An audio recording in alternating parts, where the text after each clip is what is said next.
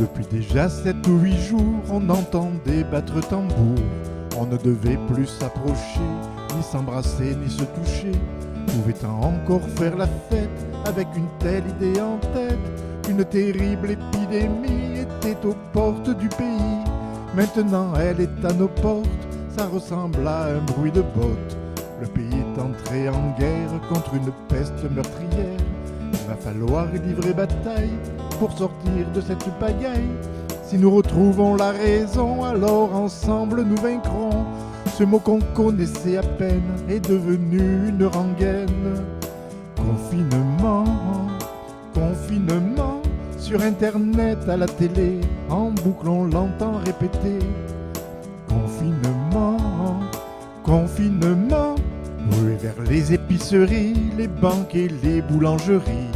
Le riz, les pâtes et la farine, ils ont tous peur d'une famine. Bagarre dans les supermarchés, entre clients fanatisés. Dans les rayons, plus rien ne reste, pas même le papier toilette. Maintenant on est confiné, obligé de vivre cloîtré. Rester chez soi, ne plus sortir, ne plus pouvoir se dégourdir.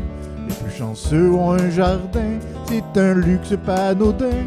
Pendant que d'autres vivent à 4, tous entassés dans un appart. C'est comme un grand coup de massue que tous ensemble on a reçu. Confinement, confinement, la nuit et le jour il nous inquiète, il ne sort plus de notre tête. Confinement, confinement, autant de jours en tête à tête, pour les couples c'est un bon test.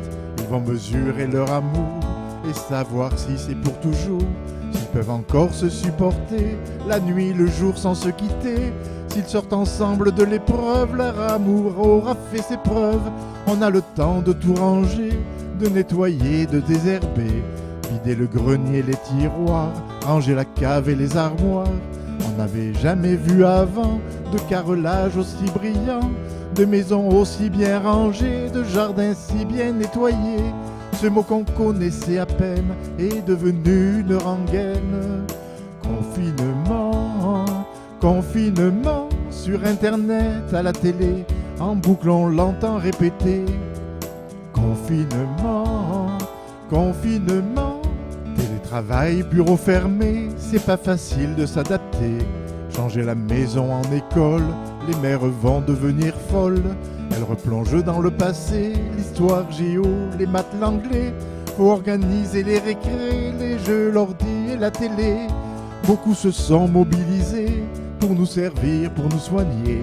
Des médecins aux infirmiers, des balayeurs aux policiers. Je veux dire à ces courageux l'admiration que j'ai pour eux, la reconnaissance infinie. Je veux surtout leur